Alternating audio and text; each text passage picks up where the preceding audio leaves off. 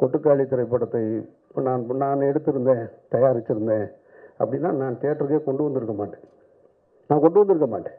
அதை வணிக நோக்கத்தில் கொண்டு வந்து திணிக்க வேண்டிய அவசியம் இல்லைன்னு நான் நினைக்கிறேன்.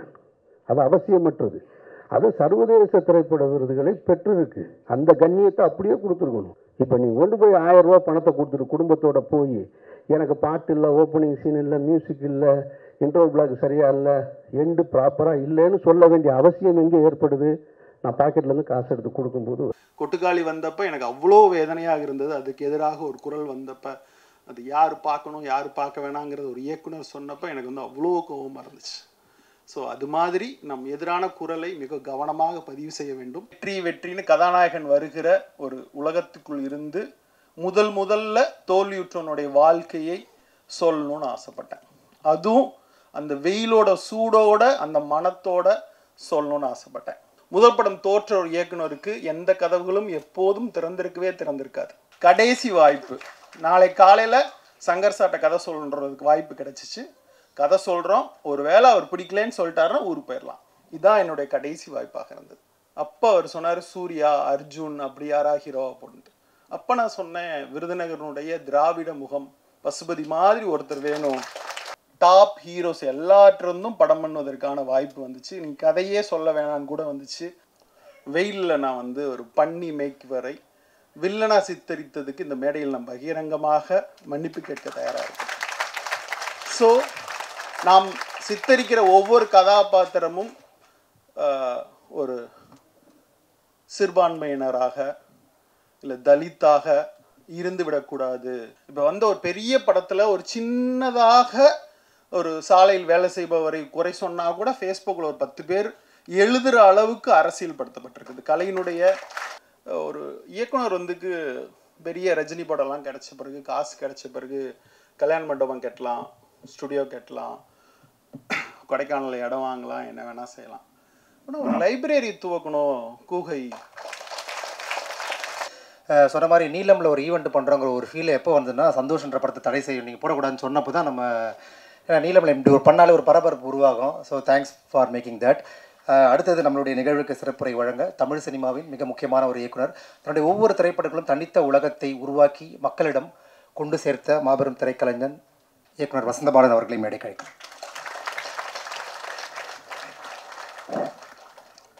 அனைவருக்கும் இனிய மாலை வணக்கம். என்னை இந்த விழாக்கு அழைச்சதுக்கு ரொம்ப நன்றி.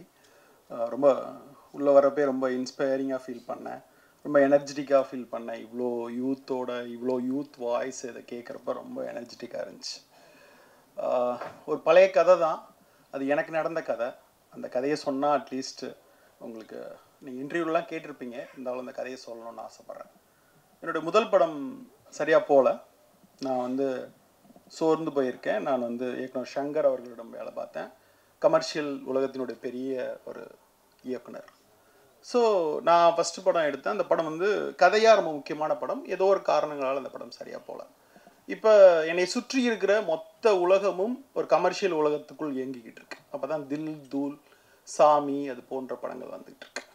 அப்போ ஒரு நாள் நைட்டு வந்து எங்கள் வீட்டில், ஏன்னா எனக்கு அப்போ 31 இயர்ஸ் ஆயிடுச்சு, மேரேஜ் ஆகலை அப்படின்னு ஒரு கடுமையான பொருளாதார நெருக்கடி இருந்த காலம். அப்போ நான் ஒரு நாள் ராத்திரி உட்காந்து, நீ எதுக்கு சினிமாவுக்கு வந்த, எதை பார்த்து சினிமாவுக்கு வந்த, எதுக்காக சினிமாவுக்கு வந்த அப்படிங்கிற கேள்வியை எனக்குள்ள நானே கேட்டுக்கிட்டேன்.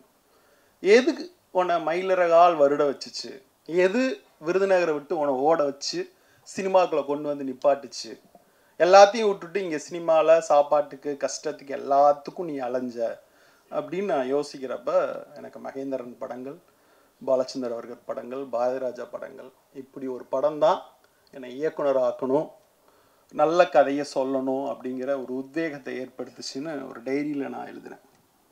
அப்போ கரெக்டாக சென்னையில் ஒரு ஃபிலிம் ஃபெஸ்டிவல் நடந்துச்சு.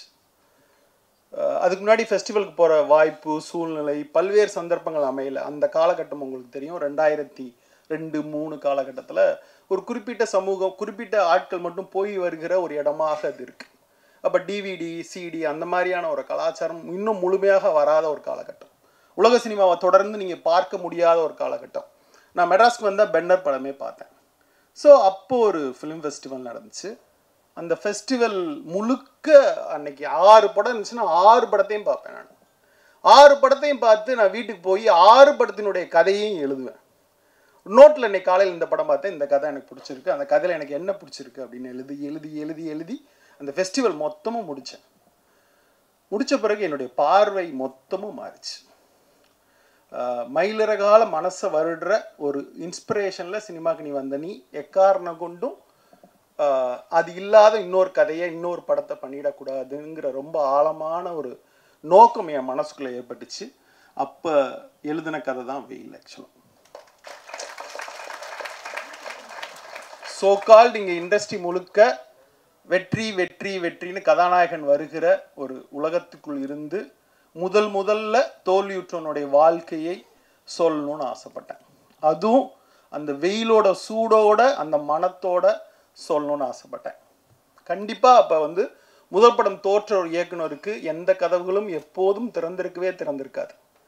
ஸோ இடிச்சு முட்டி ரத்தம் ஒழுக நின்னா கூட அந்த கதவுகள் திறக்காது நண்பர்களே. அப்படி இப்போ நினச்சப்ப காதல் படம் ரிலீஸ் ஆச்சு.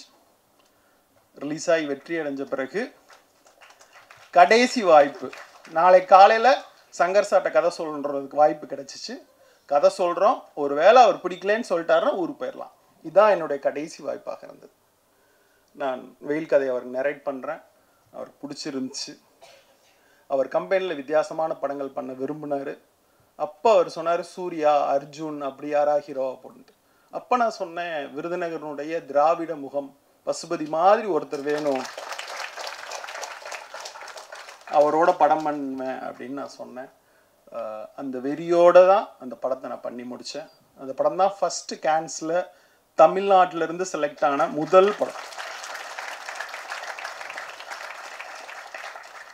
நம்ப மாட்டீங்க, அந்த படத்துக்கு 26 அவார்டு கிடச்சிச்சு. ஸ்டேட் அவார்டு, நேஷ்னல் அவார்டு, எல்லா அவார்டும் கிடச்சிக்கிட்டே இருந்துச்சு.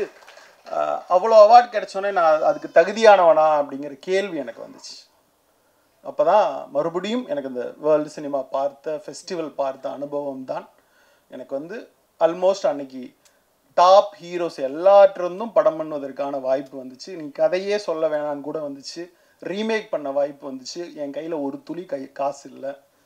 அடுத்த படம் பண்ணுவதற்கு எங்கேயுமே நான் அட்வான்ஸ் வாங்கலை. அங்காடி தெரு அப்படிங்கிற ஒரு ரங்கநாத சீட்டை மட்டும் மனசுக்குள்ளே கற்பனை பண்ணிக்கிட்டு அந்த தெருவுக்குள்ளே முன்னும் பின்னுமாக ஒரு வருஷம் நடந்துக்கிட்டே இருந்து ஒரு கதை எழுதினேன். மறுபடியும் கேன்சர் ஸ்க்ரீன் ஆனப்போ ஐங்கரன் கருணாசன் அங்கே வந்திருந்தாங்க. அப்போ அந்த கம்பெனியில் 4 கமர்ஷியல் படம் நடந்துச்சு. போனால் போகுதுன்னு ஒரு நடந்த படம் தான் அங்காடி தெரு. ஸோ அந்த படம் ஆஸ்காரில் ஃபைனல் ரவுண்டில் பீப்ளி லைவா அங்காடி தெருவா ஆஸ்காருக்கு போகிற படமாக அந்த படம் இருந்தது. இந்தியன் மனோரமா செலக்ட் ஆச்சு, நிறைய விருதுகள் வாங்கி தந்துச்சு. ஸோ ஒரு ஃபெஸ்டிவல் யாரை உருவாக்கலையோ எனக்கு தெரில. ஆனால் அப்படி உருவான அந்த ஃபெஸ்டிவலால் உருவான ஒரு ஆள் தான் நான் ஆக்சுவலாக.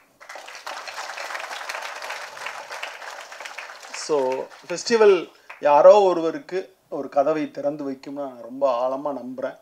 ஸோ நினைக்கிறேன், அதை நான் ஒவ்வொரு நாள் நினச்சிட்டு இருக்கேன். அப்புறம் இதுக்கு முன்னாடி ரஞ்சிதா வர்றதுக்கு முன்னாடி தலித் பற்றிய பார்வை, ஜாதி பற்றிய பார்வை, இல்லை அதிகாரம் பற்றிய பார்வை இங்கே தமிழ் சினிமாவில் வேற ஒன்றாக இருந்தது.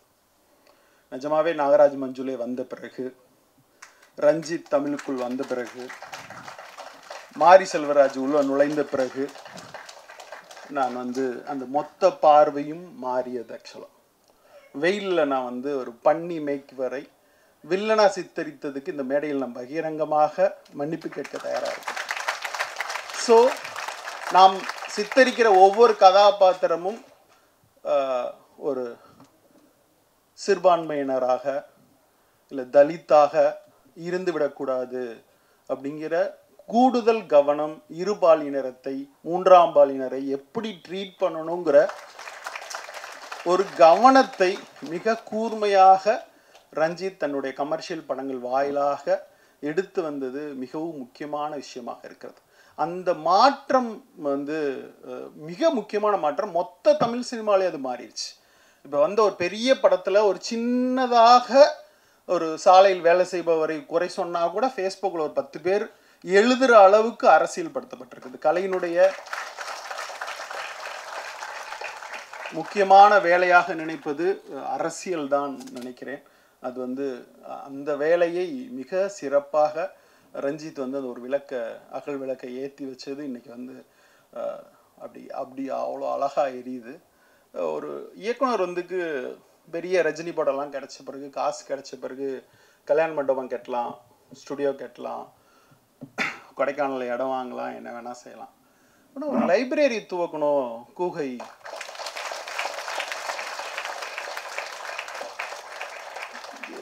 எவ்வளோ பெரிய விஷயம். நான்லாம் வேலை பார்த்துட்டு இருந்தப்ப, அஸ்னேட்டராக இருந்தப்போ எனக்கு 1500 சம்பளம் இருக்கிறப்ப 1200 புக்கு வாங்கி வீட்டில் வாங்கி படிப்பேன். எந்த புக்கு கடை இப்போ லைப்ரரியில் பார்த்தா நம்ம விரும்புகிற புஸ்தகம் லைப்ரரியில் இருக்காது. நான் வாங்கணும்னு நினைக்கிற புஸ்தகம் விலை அதிகமாக இருக்கும். இப்படி ஒரு காலகட்டத்தில் நான் 92, 93 ஒவ்வொரு புக் ஃபேருக்கும் போய் இந்த புக்கை வாங்க முடியாதான்னு ஏங்கிக்கிட்டு இருப்பேன். இப்போ ஓரளவுக்கு வாங்க முடிகிற காலம். ஆனால் உதவி இயக்குனராக இருப்பவர்களுக்கு எந்த புஸ்தகத்தை படிக்கணும், எந்த புஸ்தகத்தை படிக்கக்கூடாது, என்ன செய்யணும், என்ன செய்யக்கூடாது அப்படின்னு தெரியாத ஒரு காலகட்டம். ஆக்சுவலாக என் கையில் தாவரங்கள் உரையாடல் வந்து சேர்வதற்கு அவ்வளோ நாள் ஆச்சு. என் கையில் ரப்பர் வந்து சேருவதற்கு அவ்வளோ நாள் ஆச்சு. இப்படின்னு நான் சொல்லிகிட்டே போவேன். நான் வந்து அவ்வளோ அந்த அந்த நவீன இலக்கியத்தினுடைய முதல் சரடனை என் கையில் பற்றுவதற்கு அத்தனை நாள் ஆச்சு. கணையாலை வாங்குவதற்கு நான் விருதுநகர்லேருந்து மதுரை வந்து ட்ராவல் பண்ண வேண்டியிருக்கும். ஸோ அந்த காலகட்டத்திலேருந்து ஒரு கூகை லைப்ரரியை துறந்து இன்னைக்கு வந்து நான் வந்து அந்த ரோடு வழியாக தான் தினமும் போகிறேன். ஆக்சுவலாக என்னோடய ஆஃபீஸிலேருந்து நான் கடந்து செல்கிற பாதை அது. அங்கே பார்க்குறப்ப அது ஒரு இயக்கமாக மாறி இருக்கிறது. இது ரொம்ப பெரிய விஷயம். ரெண்டாவது, தொடர்ந்து இசைக்கு ஒரு விழா நடத்துகிறாரு, திரைப்படத்துக்கு ஒரு விழா நடத்துகிறாரு. ரொம்ப சர்ப்ரைஸாக இருக்குது, மகிழ்ச்சியாக இருக்கிறது. எனக்கு ஒன்று தான் தோணுச்சு, ரஞ்சித்தை பாதுகாப்பாக பார்த்துக்கோங்க.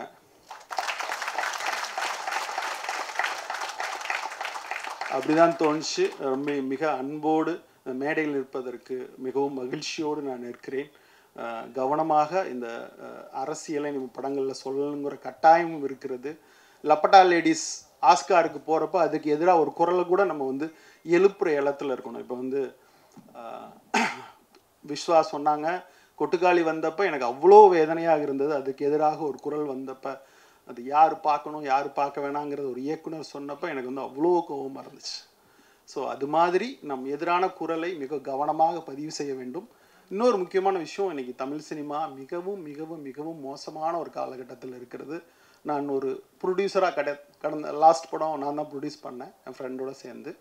ஸோ இன்றைக்கி மேடையில் இந்த ப்ரொடியூசர் எல்லாம் பார்க்குறப்ப ரொம்ப ஆச்சரியமாக இருக்குது. ஸ்னாப்சிஸ் கொடுத்தா ஓகே சொல்லிடுவாங்க, பைண்டட் ஸ்கிரிப்ட்லாம் கேட்க மாட்டாங்க. அப்படிலாம் இல்லை. நானும் நெஞ்சு வலிக்க கதை சொல்லியிருக்கேங்க. 2:30 மணிக்கு கதை சொல்ல வர சொல்லுவாங்க. நல்லா பிரியாணி சாப்பிட்டு பல்ல குத்திட்டா சொல்லுங்கப்பா அப்படின்னு சொல்லுவாங்க. கதை சொல்கிறதுக்காக போயிட்டு மதியத்துலேருந்தே சாப்பிடாமல் இருப்போம். அப்புறம் டீ சாப்பிட்டுட்டு நின்று கதை சொல்லிட்டு வெளியே வந்தால் வாந்தியாக வரும், டீ சாப்பிட முடியாது. இன்னமும் நரேஷன் கேட்டுடலாமா அப்படின்னு சொல்லுவாங்க. இன்னமும் நெஞ்சு வலிக்க நரேஷன் சொல்கிற ஒரு இயக்குனராகத்தான் இந்த மேடையில் இருக்கிறேன். ஸோ இது மாதிரி குளோனிங், இங்கே மேடையில் இருந்த 4 ப்ரொடியூசர் மாதிரி குளோனிங் பண்ணி ஒரு 10,000 பேரை தமிழ் சினிமாக்குள்ளே இறக்க முடியும்னா தமிழ் சினிமா மலர்ச்சியாக மாற வேண்டிய காலகட்டம் வரும் நான் நம்புகிறேன். இது எல்லாத்தையும் தாண்டி நம்மளுடைய ஃபர்ஸ்ட் லுக், நம்மளுடைய ப்ரெசன்ஸ், எப்படி ப்ரெசன்ட் பண்ணுறோம், எந்த கதை வயபிலிட்டியாக மாறுது, இப்படின்னு பல்வேறு விஷயங்கள் இருக்குது. இன்றைக்கி தினத்தந்தியில் நீங்கள் பேப்பர் எடுத்து பாருங்கள், வெள்ளிக்கிழமை 12 படத்தினுடைய குவார்டர் பேஜ் விளம்பரம் வருது. அதில் ஒரு விளம்பரம் மட்டும் ஒழுங்காக டிசைன் பண்ணப்பட்டிருக்கு. மிச்ச படத்தை ஆடியன்ஸ் ஏன் போய் தியேட்டரில் பார்க்கணும்? இப்படி ஒரு நிலைமை உங்களுக்கே தெரியும். இந்த மாதிரி பல்வேறு விஷயங்கள் நீங்களே அண்டர்ஸ்டாண்ட் பண்ணிக்க முடியும்.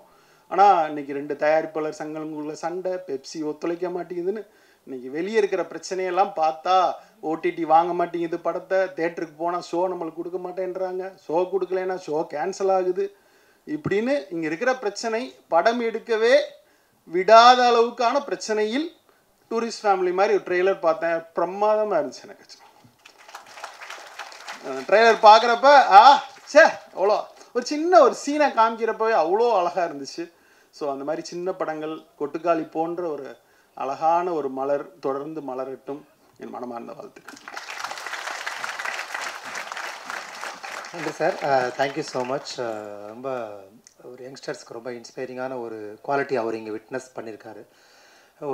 தான் செய்த திரைப்படங்களை மீட்டுருவாக்கம் செய்து தன்னை சுய விசாரணை செய்து அதுக்கு ஒரு பொது மேடையில் மன்னிப்பு கேட்குறது மிகப்பெரிய கம்பீரம் தேவை. Thank you sir. அது வளரும் பல படைப்பாளிகளுக்கு ஒரு பெரிய உந்து சக்தியாக இருக்கும்.